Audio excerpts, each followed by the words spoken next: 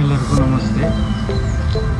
ನಾವು ಈ ವಿಡಿಯೋಗಳಲ್ಲಿ ಫಲವತ್ತಿಕೆ ಚಿಕಿತ್ಸೆಯಲ್ಲಿ ಪ್ರಾಣಾಯಾಮ, ಕಪಾಲಭಾತಿ ಮತ್ತು ದೀರ್ಘ ಉಸಿರಾಟದ ಕ್ರಮಗಳು ಹೇಗೆ ಪರಿಣಾಮಕಾರಿಯಾಗಿ ಕೆಲಸವನ್ನು ಉಂಟು ಮಾಡುತ್ತೆ ಅಂತ ತೋರಿಸ್ಕೊಡ್ತಾ ಇದ್ದೀವಿ. ನಿಮಗೆಲ್ಲ ಗೊತ್ತಿದ್ದ ಹಾಗೆ ಮನುಷ್ಯನಿಗೆ ಯಾವತ್ತು ಎರಡು ಅಗತ್ಯಗಳಿದೆ, ಒಂದು ಗ್ಲೂಕೋಸು, ಒಂದು ಆಮ್ಲಜನಕ.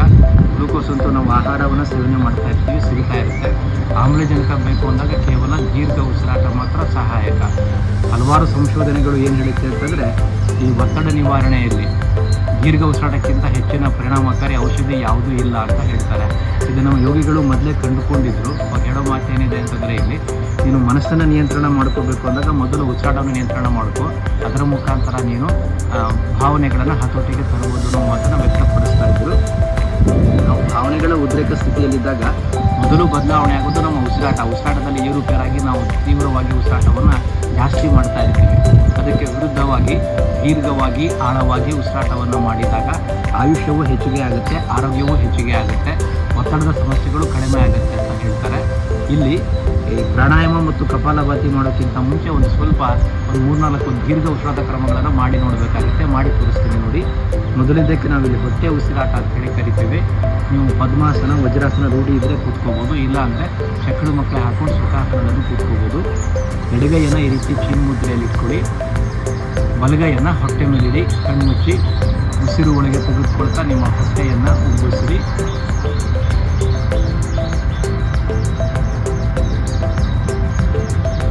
ಉಸಿರು ಹೊರಗೆ ಬಿಡ್ತಾ ಹೊಟ್ಟೆಯನ್ನು ಒಳಗೆ ತೆಗೆದುಕೊಳ್ಳಿ.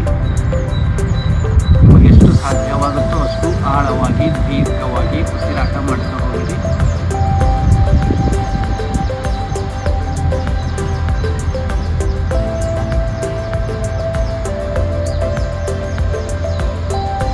ಕೈ ಕೇವಲ ಅನುಭವಕ್ಕೆ ಮಾತ್ರ ಇಟ್ಟಿರ್ತೀರಿ. ಕೈಯಿಂದ ಹೊಟ್ಟೆಯನ್ನು ಒತ್ತಬೇಡಿರಿ.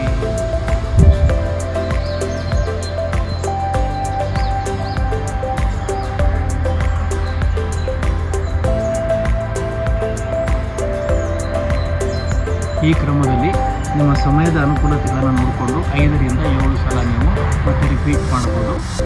ಎರಡನೇದು ಎದೆಯ ಉಸಿರಾಟ.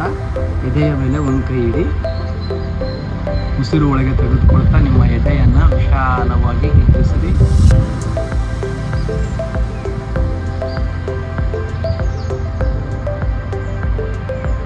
ಉಸಿರು ಹೊರಗೆ ಬಿಡುತ್ತಾ ಎದೆ ಸಾಮಾನ್ಯ ಸ್ಥಿತಿಗೆ ಬರಲಿ. ಸಾಧ್ಯವಾದಷ್ಟು ಎದೆಯನ್ನು ಹಿಗ್ಗಿಸಿರಿ.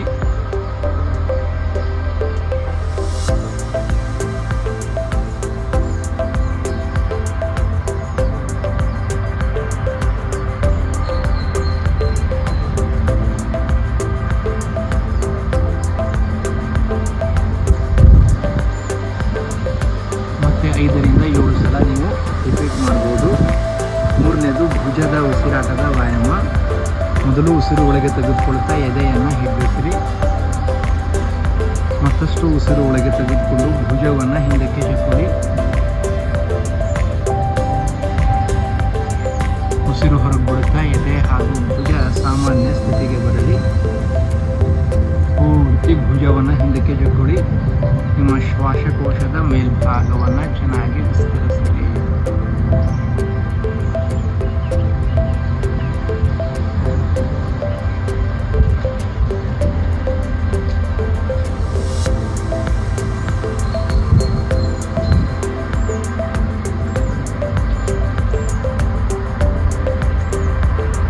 ಮತ್ತೆ ನಿಮ್ಮ ಸಮಯದ ಅಗತ್ಯತೆಯನ್ನು ಪರಿಗಣಿಸಿ 5-7 ಸಲ, ಅಂದರೆ ಒಂದೊಂದು ಉಸಿರಾಟದ ವ್ಯಾಯಾಮವನ್ನು ಹೊಟ್ಟೆಯ ಉಸಿರಾಟ, ಎದೆಯ ಉಸಿರಾಟ, ಭುಜದ ಉಸಿರಾಟ 5-7 ಸಲ ಮಾಡಬೇಕು. ಇದು ಬಹಳ ಮುಖ್ಯ. ಶ್ವಾಸಕೋಶಗಳು ಚೆನ್ನಾಗಿ ಸಂಕುಚಿತ ವಿಕಸನವಾದಾಗ ಮಾತ್ರ ಪ್ರಾಣಾಯಾಮ ಮಾಡಲಿಕ್ಕೆ ನಿಮಗೆ ಸಹಾಯ ಆಗುತ್ತೆ. ಈ ದೀರ್ಘ ಉಸಿರಾಟದ ಕ್ರಮಗಳು ಕೇವಲ ಸಂಗೀತಗಾರರು, ಯೋಗಪಟುಗಳು, ನೃತ್ಯ ಸಾಧಕರು, ಕ್ರೀಡಾಪಟುಗಳಿಗೆ ಮಾತ್ರ ಗೊತ್ತಿರುತ್ತೆ. ನಾವು ಬಾಕಿ ಉಳಿದರೆಲ್ಲ ಗಡಿಬಿಡಿ ಅವಸರದ ಜೀವನದಲ್ಲಿ ಕೇವಲ ಎದೆಯ ಉಸಿರಾಟವನ್ನು ಮಾಡಿ ಶ್ವಾಸಕೋಶವನ್ನು ಪೂರ್ತಿ ಹಿಗ್ಗಿಸ್ತಾ ಇರೋದಿಲ್ಲ.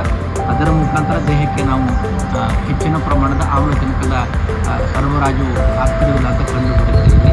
ಈ ಉಸಿರಾಟದ ವ್ಯಾಯಾಮಗಳನ್ನು ಮಾಡಿದ ನಂತರ ಕಪಾಲಭಾತಿ ಅಭ್ಯಾಸಕ್ಕೆ ಹೋಗಬೇಕು. ಇದು ಕಪಾಲಭಾತಿ ಒಂದು ತುಂಬ ಡೈನಮಿಕ್ ಕ್ರಿಯೆ.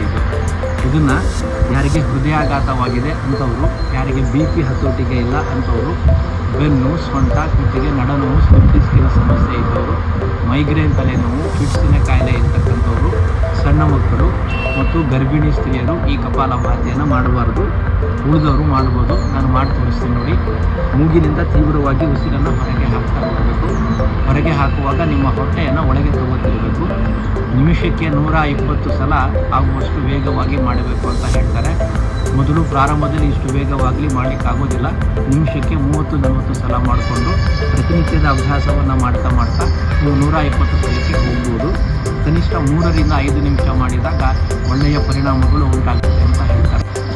ಕಪಾಲಭಾತಿ ಕ್ರಿಯೆ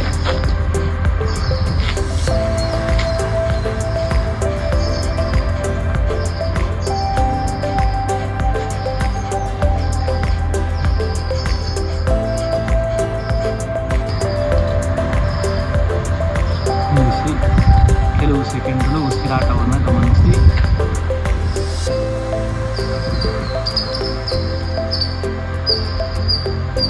ಇನ್ನೊಮ್ಮೆ ಸಾಧ್ಯವಾದರೆ ನಿಮಿಷಕ್ಕೆ 120 ಸಲ ಆಗುವಷ್ಟು ವೇಗವಾಗಿ. ಯೋಗ ಸಾಧಕರು, ಯೋಗ ಅನುಭವ ಇದ್ದರೂ ಮಾಡ್ಬೋದು. ಯಾರಿಗೆ ಆಗೋದಿಲ್ಲ 1 ನಿಮಿಷಕ್ಕೆ 30ರಿಂದ 40 ಸಲ ಆಗುವಷ್ಟು ಮಾಡ್ಬೋದು. ನಿಧಾನವಾಗಿ ಕಣ್ತೆಗೆದಿ ಪದ್ಮಾಸನವನ್ನು ಸಡಿಲಿಸಿ ವಜ್ರಾಸನದಲ್ಲಿ ಕುಳಿತು ಪ್ರಾಣಾಯಾಮದ ಅಭ್ಯಾಸಕ್ಕೆ ಹೋಗೋಣ. ಎಡಗಾಲನ್ನು ಮಡಚಿ ಒಳಗಿಟ್ಕೊಳ್ಳಿ. ಅದೇ ರೀತಿ ಬಲಗಾಲನ್ನು ಸಹ ಮಡಚಿ ಒಳಗಿಟ್ಕೊಳ್ಳಿ. ಕಾಲಿನ ಬೆರಳುಗಳನ್ನು ಹೊರಗೆ ಹಾಕಿರಿ. ಈ ಪದ್ಮಾಸನ ಮತ್ತು ವಜ್ರಾಸನ ಧ್ಯಾನ ಮಾಡಲಿಕ್ಕೆ ಬಹಳ ಯೋಗ್ಯವಾದಂಥ ಆಸನಗಳು. ಪ್ರಾಣಾಯಾಮ ಮಾಡಲಿಕ್ಕೂ ಸಹ ಅಷ್ಟೇ ಯೋಗ್ಯವಾದಂಥ ಆಸನಗಳು. ನಿಮ್ಮ ಎಡಗೈಯನ್ನು ಈ ರೀತಿ ಚಿನ್ ಮುದ್ರೆಯಲ್ಲಿ ಇಟ್ಕೊಳ್ಳಿ. ನಾಡಿ ಶೋಧನ ಪ್ರಾಣಾಯಾಮದ ಅಭ್ಯಾಸವನ್ನು ತೋರಿಸ್ತೀನಿ. ನಿಮ್ಮ ಬಲಗೈಯಿಂದ ನಾಸಿಕ ಮುದ್ರವನ್ನು ಮಾಡ್ಕೊಳ್ಳಿ. ಮಧ್ಯದ ಬೆರಳು ತೋರು ಬೆರಳನ್ನು ಮಡಚಿ ಮಿಡಲ್ ಮತ್ತು ಇಂಡೆಕ್ಸ್ ಫಿಂಗರನ್ನು, ಇದಕ್ಕೆ ನಾಸಿಕ ಮುದ್ರ ಅಂತ ಕರೀತಾರೆ. ನಿಮ್ಮ ಕೈಯನ್ನು ಹೊಳಿಸಿ. ಮೊದಲು ನಿಮ್ಮ ಹೆಬ್ಬೆಟ್ಟಿನಿಂದ ಬಲಗಡೆಯ ಮೂಗಿನ ಹೊಳ್ಳವನ್ನು ಮುಚ್ಚಿರಿ. ನಿಮ್ಮ ಎಡಗಡೆಯ ಕಡೆಯಿಂದ ಉಸಿರನ್ನು ಒಳಗೆ ತೆಗೆದುಕೊಳ್ಳಿ.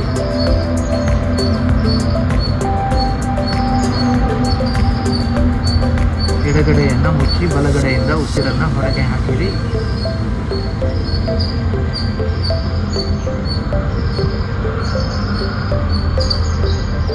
ಕೂಡಲೇ ಮತ್ತೆ ಬಲಗಡೆಯಿಂದನೂ ಉಸಿರು ಒಳಗೆ ತೆಗೆದುಕೊಂಡು ಬಲಗಡೆಯನ್ನು ಮುಚ್ಚಿ ಎಡಗಡೆಯಿಂದ ಹೊರಗೆ ಹಾಕಿದರೆ ಒಂದು ಸಲ ಈ ರೀತಿ.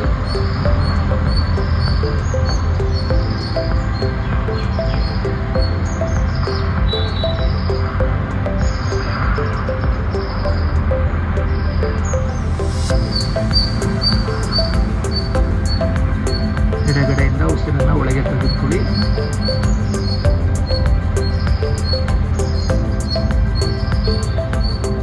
ಬಲಗಡೆಯಿಂದ ಹೊರಗೆ ಹಾಕಿರಿ.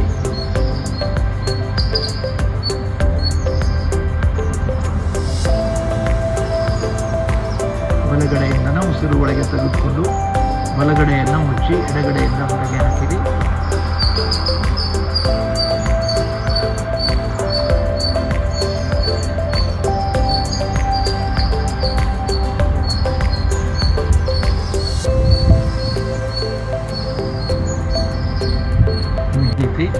ಕನಿಷ್ಠ 7 ರೌಂಡ್ಗಳಿಂದ ಹಿಡಿದು 21 ರೌಂಡ್ ಮಾಡಬೇಕು ಅಂತ ಹೇಳ್ತಾರೆ. 21 ರೌಂಡ್ ಮಾಡಿದರೆ ತುಂಬ ಒಳ್ಳೆಯ ಪರಿಣಾಮ ಉಂಟು ಮಾಡುತ್ತೆ ಅಂತ ಹೇಳ್ತಾರೆ. ಇಲ್ಲಿಗೆ ಬಹಳ ಮುಖ್ಯವಾಗಿ ಗಮನಿಸಬೇಕಾದ ಅಂಶ ಏನಿದೆ ಅಂತಂದರೆ ಟೆಕ್ನಿಕ್ ಬಹಳ ಮುಖ್ಯ. ತಪ್ಪು ಕ್ರಮದಲ್ಲಿ ಪ್ರಾಣಾಯಾಮದ ಅಭ್ಯಾಸ ಮಾಡಿದಾಗ ವ್ಯತಿರಿಕ್ತ ಪರಿಣಾಮಗಳು ಉಂಟಾಗ್ಬೋದು ಅಂತ ಹೇಳ್ತಾರೆ. ನಾಡಿ ಶೋಧನದ ಕ್ರಮ ಹೀಗೆ: ಲೆಫ್ಟಿಂದ ಇನ್ಹೇಲ್ ಮಾಡಿ ರೈಟಿಂದ ಎಕ್ಸೇಲ್ ಮಾಡಬೇಕು.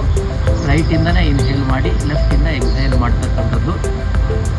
ಉಸಿರಾಡದ ಕ್ರಮದಲ್ಲಿ ನೀವು 2 ಸೆಕೆಂಡ್ಗಳು ಉಸಿರು ಒಳಗೆ ತೆಗೆದುಕೊಂಡರೆ 4 ಸೆಕೆಂಡ್ಗಳು ಹೊರಗೆ ಹಾಕಬೇಕು. ಕುಂಭಕ ಅಂದರೆ ಒತ್ತಾಯಪೂರ್ವಕವಾಗಿ ಉಸಿರು ತಡೆದು ನಿಲ್ಲಿಸುವ ಕ್ರಮವನ್ನು ಮಾಡಲಿಕ್ಕೆ ಹೋಗಬಾರದು ಪ್ರಾರಂಭದ ದಿನಗಳಲ್ಲಿ. ನಂತರ ನೀವು ಮುಂದೆ ಪ್ರಯತ್ನ ಮಾಡ್ಬೋದು.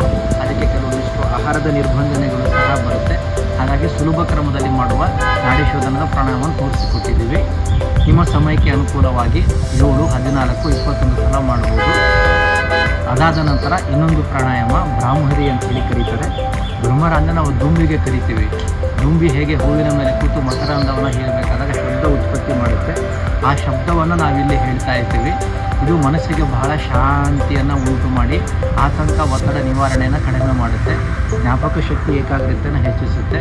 ಆತಂಕ, ಒತ್ತಡ ನಿವಾರಣೆಯಲ್ಲಿ ಈ ಪ್ರಾಣಾಯಾಮ ತುಂಬ ಪರಿಣಾಮಕಾರಿ ಅಂತ ಕಂಡುಬಂದಿದೆ. ವಜ್ರಾಸನ ಪದ್ಮಾಸನದಲ್ಲಿ ಕೂತ್ಕೊಳ್ಳೋದು. ಷಣ್ಮುಖಿ ಮುದ್ರೆ ಅಂದರೆ ನಮ್ಮ ಎಲ್ಲ ಇಂದ್ರಿಯಗಳನ್ನು ನಮ್ಮ ಕೈಗಳ ಮುಖಾಂತರ ಮುಚ್ಕೋಬೇಕು. ಹೆಬ್ಬೆಟ್ಟಿನಿಂದ ನಿಮ್ಮ ಕಿವಿಯನ್ನು ಮುಚ್ಚಬೇಕು. ಮಧ್ಯದ ಬೆರಳು ಮತ್ತು ತೋರು ಬೆರಳಿನಿಂದ ನಿಮ್ಮ ಕಣ್ಣನ್ನು ಮುಚ್ಕೋಬೇಕು.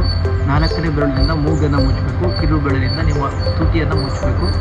ಉಸಿರು ಒಳಗೆ ತೆಗೆದುಕೊಂಡು ಎಲ್ಲ ಇಂದ್ರಿಯಗಳನ್ನು ಮುಚ್ಚಿ ಉಸಿರು ಹೊರಗೆ ಬಿಡ್ತಾ ದುಂಬಿಯ ಹಾಗೆ ಜೇಂಕಾರವನ್ನು ಹೇಳ್ತಕ್ಕಂತಹ ಕ್ರಮ ಈ ರೀತಿ.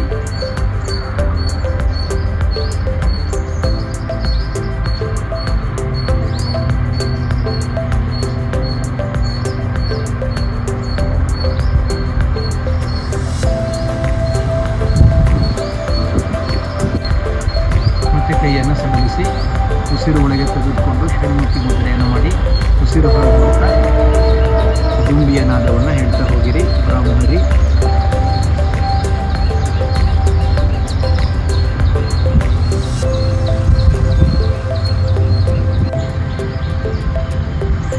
ಈ ಬ್ರಾಹ್ಮರಿ ಪ್ರಾಣಾಯಾಮವನ್ನು 5 ಸಲ ಮಾಡಿದರೆ ಸಾಕು. ನಾಡಿ ಪ್ರಧಾನ ಮತ್ತು ಬ್ರಾಹ್ಮರಿ ಪ್ರಾಣಾಯಾಮ ಒತ್ತಡ ನಿವಾರಣೆಯಲ್ಲಿ ತುಂಬ ಸಹಾಯಕಾರಿಯಾಗಿ ಕಂಡುಬರುತ್ತೆ. ಇವುಗಳ ಸಾಧನೆಯನ್ನು ಮಾಡ್ತಾ ಹೋಗೋದು ಫಲವತ್ತು ಚಿಕಿತ್ಸೆಯಲ್ಲಿ ಅಷ್ಟೇ ಪರಿಣಾಮಕಾರಿ.